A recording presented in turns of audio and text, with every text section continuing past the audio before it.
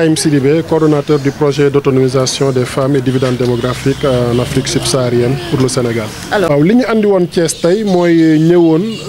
rencontrer autorités yi nga xam ne ñoom ñoo ŋànk région bi tàmbale ko ci gouverneur ak ñi muy liggéeyal ñëpp ci wàllu administration territoriale waaye tamit boole ci service technique déconcentré yi pour présenter leen projet bi nga xam ne mi ngi tudd projet d'autonomisation des femmes et dividendes démographiques en Afrique subsaharienne donc Suède plus mu nekk projet boo xam ne État du Sénégal moom moo ko sos à travers le ministère de la famille et des solidarités waaye boole ci yeneen i ministère mu mel ni que ministère de la santé ministère de la jeunesse ministère de l'éducation ak yeneen ministère donc mébétu ñëw bi fii tey moo doon ñëwoon donc rencontrer kilifa yooyu présenter leen projet bi balaa sax ñuy dugg ci phase u doxal projet bi donc ñëw rencontrer leen wax leen projet bi lan moo ci nekk lan moo ko tënk waaye tamit déglu leen ndax ñoom ñoo dëkk ci dëkk bi ñoom ñoo ŋànk dëkk bi li ñu xam ci dëkk bi amaana am na njëriñ bu bëri ak jeexital bu bëri bu mu mën a am ci projet bi bu ñu ko bëggee doxal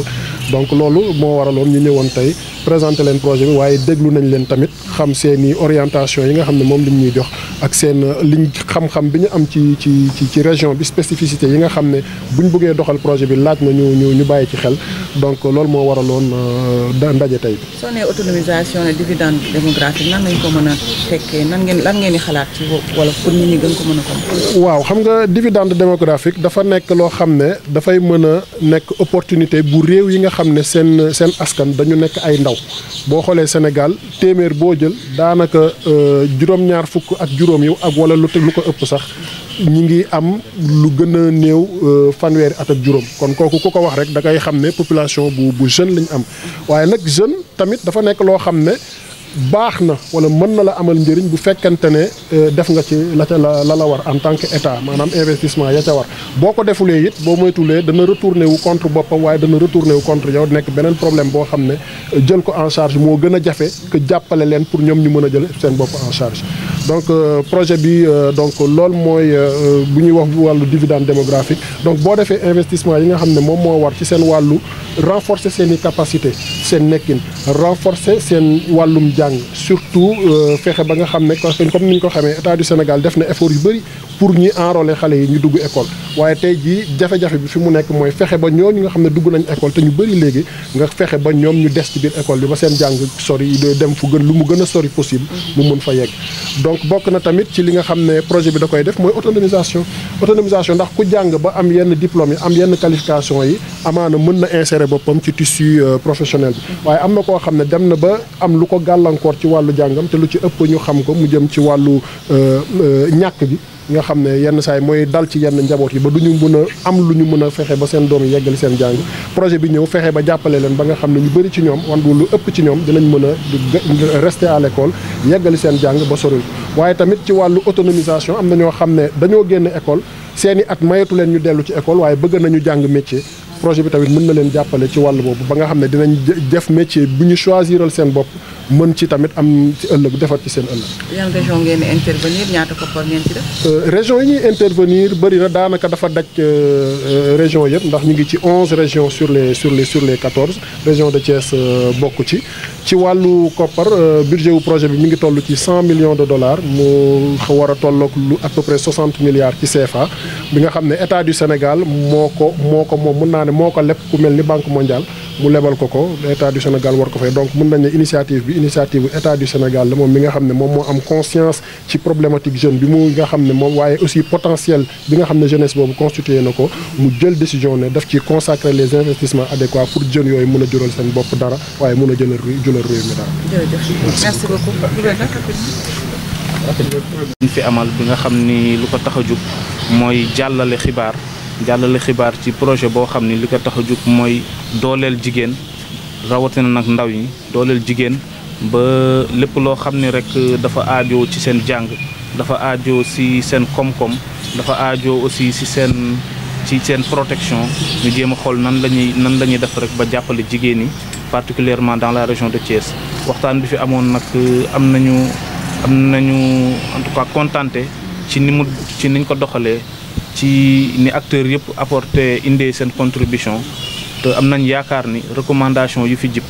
buñ ko bàyyee xel buñ ko appliqué rek incha allah projet bi dina am réussite totale dans la région de Thiès de notre côté tamit dinañ def lépp lu war ci suivi bi ba mise en œuvre ak appropriation bi lépp lu ci war rek dinañ def le nécessaire incha allah. Merci beaucoup. Le mot de Madame le ministre de la Famille et des Solidarités qui est un message de remerciement, et la suite viendra. Monsieur le gouverneur de la région de Thiès, Monsieur le préfet du département de Thiès, Mesdames, Messieurs les sous-préfets, Monsieur le coordonnateur national du projet autonomisation des femmes et dividendes démographiques, Suite Plus,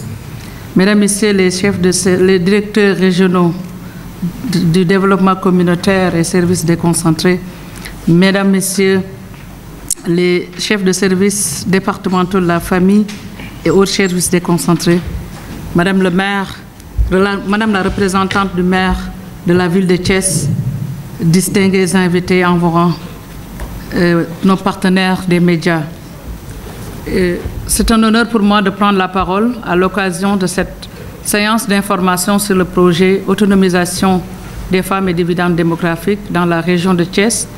qui fait partie des régions qui ont l'honneur d'être ciblées par le projet. C'est un projet qui vient dans un contexte